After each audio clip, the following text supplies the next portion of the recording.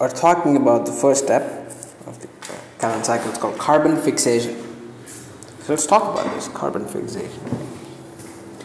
Okay, so what happens in this carbon fixation? The first step of the carbon fixation is you have ribulose 5-phosphate. So this is the compound ribulose 5-phosphate. This is going to convert into ribulose 1,5-biphosphate. And how is it going to convert? That's what we should know. So how is it going to convert? Well, it's going to convert into the ribulose phosphate by the reaction with ATP. So how is it going to happen? That's what I'm going to tell you. So basically ribulose, so I've already showed you the structure of this ribulose in the first video, so I'm going to do it again anyway, because I have to show you what really happens. So this is ribulose 5-phosphate.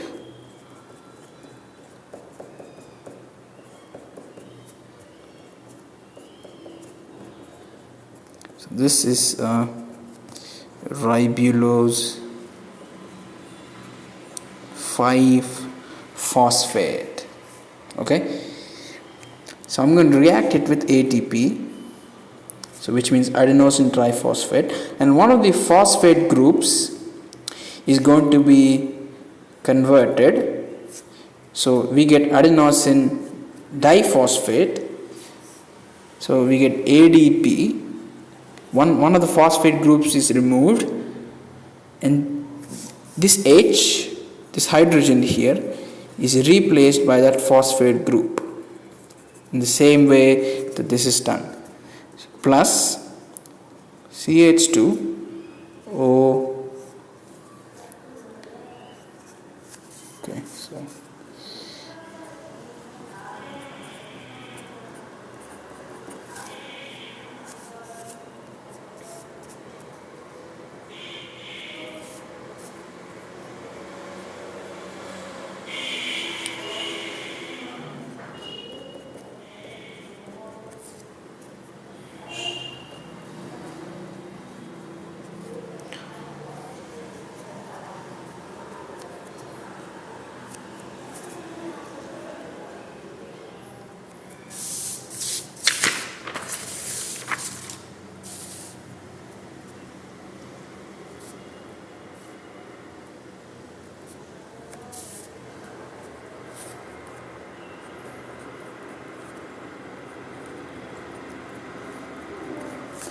okay, so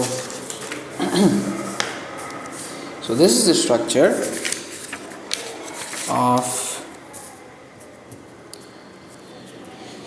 so we have, so this is 1, 2, 3, 4, 5. So this is 2 phosphate groups, so this is called ribulose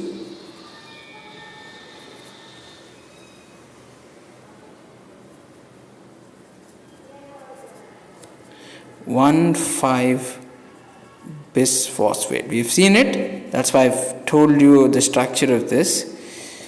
So we call it RUBP.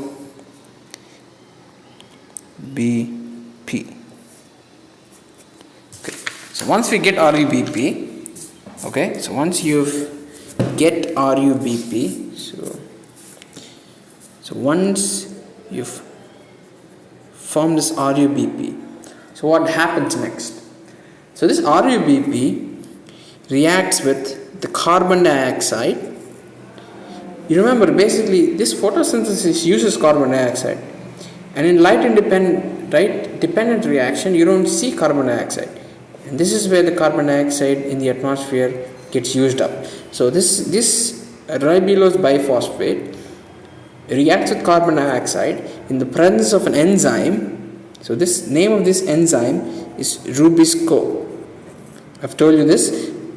Ribulose biphosphate carboxylase or oxygenase enzyme. This is a very abundant enzyme.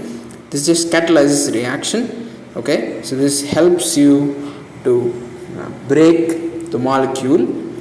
So let me tell you how. So this actually proceeds through an intermediate that's called enolate intermediate. Enolate intermediate.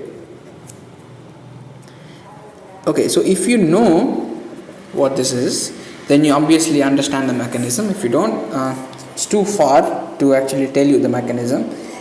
But if you actually know about a very similar reaction to this, it's called Killian-Fischer synthesis.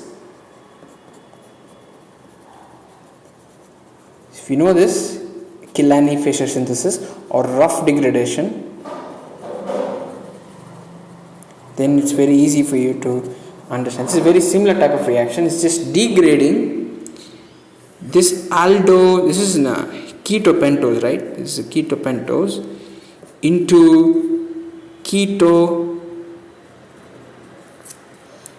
triose. That's what my aim is. I just want to break this molecule into a lower carbon containing saccharide. So for this I use CO2. First I introduce CO2 in the presence of Rubisco. Okay, so let me so I'm going to write it phosphate here.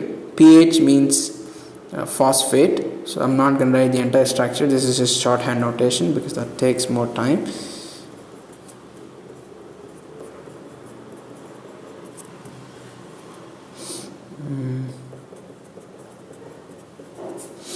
Okay, so this pH, remember this pH means not phenyl group, it's phosphate. So I'm just very lazy to write it down. Alright, so this is what it means. So first thing, we introduce CO2 in the presence of Rubisco.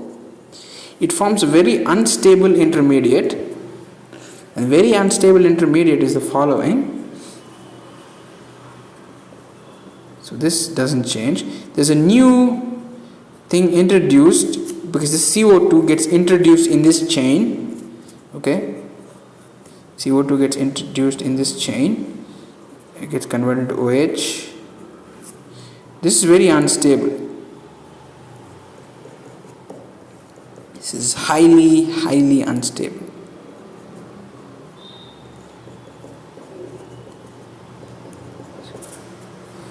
So this is an enolate intermediate.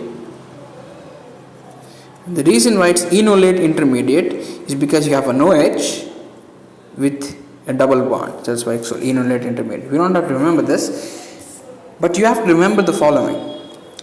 This intermediate breaks down to give you the following. This is what you have to remember. This stuff, you don't have to remember this enolate intermediate. You just have to write it down. Like if you react it with CO2 in the presence of Rubisco, you form reactive intermediates, very unstable, decomposes down. You don't have to mention the intermediate. You don't. But what I do now, this is very important. Okay.